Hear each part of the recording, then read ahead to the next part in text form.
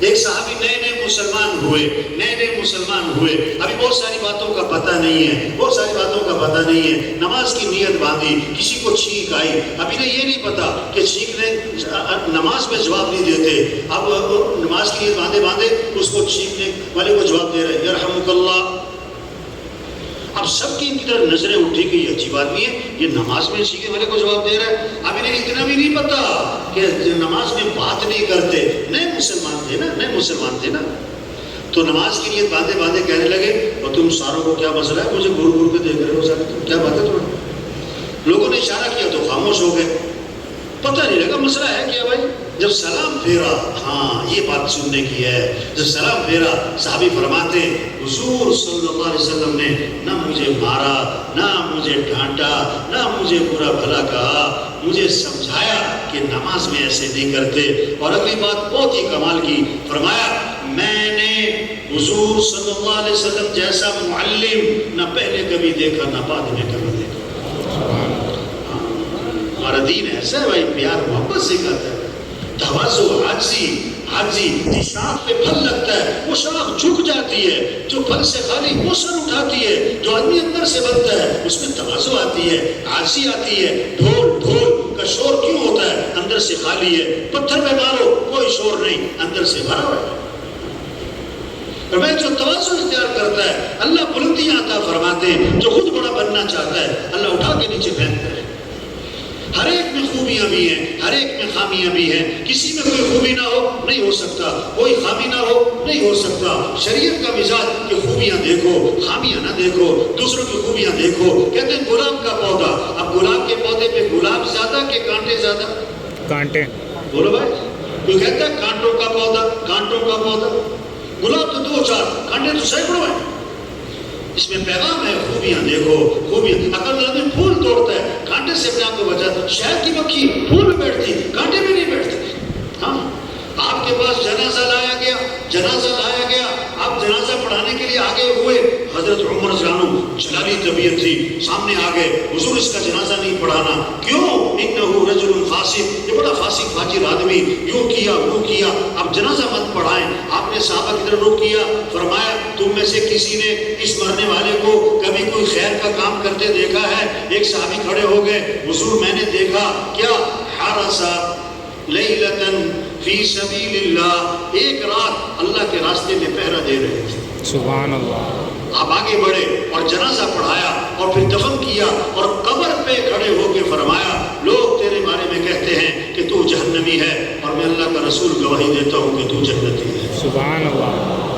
ہاں، ہمارا دین کامل ہے، مکمل ہے، ہمارے اخلاق بھی اچھے ہوں، ہمارے معاملات بھی صاف ستھرے ہوں، لین دین صاف ستھرا ہو۔ ایک صحابی نے عرض کیا حضور مسلمان بزدل ہو سکتا ہے؟ فرمایا ہو سکتا ہے۔ حضور مسلمان بخیل کنجوس ہو سکتا ہے؟ فرمایا ہو سکتا ہے۔ حضور مسلمان جھوٹ بول سکتا ہے؟ فرمایا نہیں، ایمان والا جھوٹ نہیں بولا کرتا، ایمان والا جھوٹ نہیں بولا کرتا۔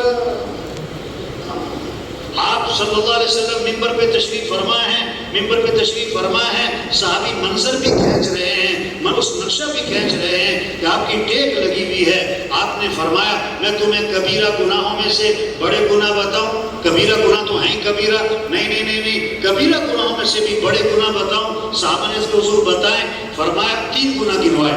اب پہلا گناہ گنوایا اللہ کے ساتھ کسی کو شریک ٹھہرانا اور ٹیک لگی ہوئی ہے۔ دوسرا گناہ ماں باپ کی نافرمانی کرنا اور ٹیک لگی ہوئی ہے۔ جب تیسرا گناہ گنوانے لگے آپ نے ٹیک چھوڑ دی، آپ آگے بڑھ گئے اور فرمایا جھوٹی گواہی دینا۔ صحابی فرماتے آپ نے یہ جملہ اتنی مرتبہ دہرایا کہ ہم دل میں کہہ رہے تھے کہ کاش حضور خاموش ہو جائیں، کاش حضور خاموش ہو جائیں۔ اتنا دہرایا۔ آپ نے فرمایا تم 6 باتوں کی مجھے ضمانت دے دو، میں تمہیں جنت کی ضمانت دیتا ہوں۔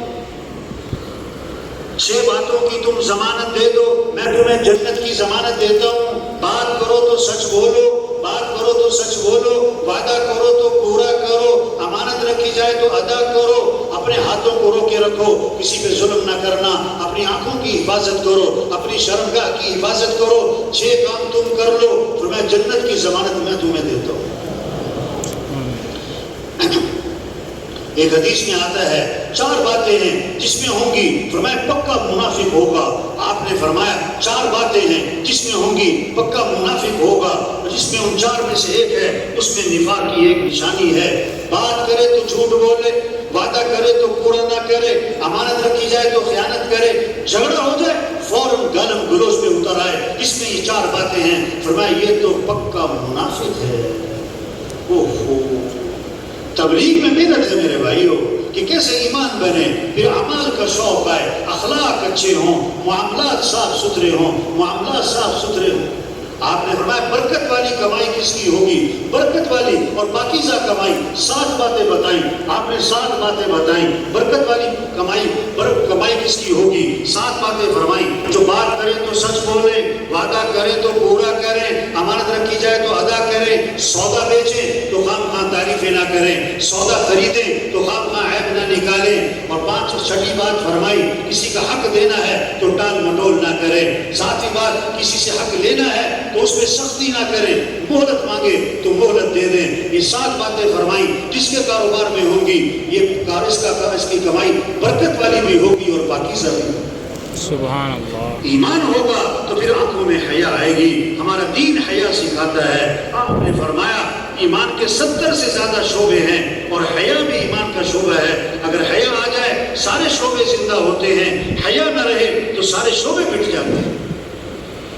ہاں، ایک جنگ کا موقع ہے، ایک صحابیہ ان کا بیٹا گم ہو گیا، اب نقاب کیا ہوا ہے اور بیٹے کو تلاش کرتی پھر رہی ہیں۔ کسی نے کہا جنگ کا موقع، خطرے کی حالت، بیٹا گم، نقاب پھر نہ چھوڑا، فرمانے لگی میں نے بیٹا گم کیا ہے، غیرت گم نہیں کی۔ سبحان اللہ۔ ہاں، حضور صلی اللہ علیہ وسلم کی 2 بیویاں حضور کے ساتھ ہیں، عبداللہ ابن ام مکتوم نابینا صحابی ہیں، وہ حاضر خدمت ہو رہے ہیں، انہیں تو نظر نہیں آ رہا ہے کہ حضور کی بیویاں ساتھ ہیں۔ آپ نے بیویوں سے فرمایا پردہ کرو، پردے میں جاؤ۔ انہوں نے عرض کیا الیس هو اعمی، یہ تو نابینا ہے، ہمیں پردہ کرنے کی کیا ضرورت ہے؟ آپ نے فرمایا افعمیوانی انتما، کیا تم دونوں بھی نابینا ہو؟ ہاں، ہمارا دین حیا سکھاتا ہے بھائی، اخلاق اچھے ہوں، معاملات صاف ستھرے ہوں، اللہ کی رضا کا جذبہ ہو۔ ہمیں کس کو راضی کرنا ہے بھائی؟ اللہ کو۔ ہمارا مطلوب کون ہے؟ اللہ۔ ہمارا مقصود کون ہے؟ اللہ۔ ہاں، سب سے پہلے جہنم میں ڈالے جانے والے لوگ کون ہوں گے؟ ریاکار، گناہگار نہیں، نیکوکار نہیں، بڑی بڑی نیکیاں کرنے والے، لیکن نیت کیا تھی؟ شہرت، واہ، نام ہو، پہچانا جاؤں، لوگوں کو پتہ لگے، لوگ اشارے کریں، لوگوں میں میری شہرت ہو جائے، توبہ، سب سے پہلے جہنم میں ڈال دیا جائے۔ استغفر اللہ۔ تو بھائی یہ چھوٹی سی زندگی ہے، آج ہم زمین کے اوپر ہیں، کل سب زمین کے نیچے ہوں گے۔ زمین کے اوپر کا قیام تھوڑا ہے، زمین کے نیچے کا قیام بہت زیادہ ہے۔ یہ زندگی اللہ نے ہمیں دی ہے کس لیے؟ کہ حضرت محمد مصطفیٰ صلی اللہ علیہ وسلم آخری نبی ہیں، قیامت تک کوئی نبی نہیں۔ ہمارا کام، ہماری ذمہ داری، ہماری زندگی کا مقصد یہ اللہ کا کلمہ بلند ہو، اللہ کا دین دنیا میں زندہ ہو، انسانوں کو ہدایت مل جائے، سارے انسان جہنم سے بچ جائیں۔ یہ نبی کا غم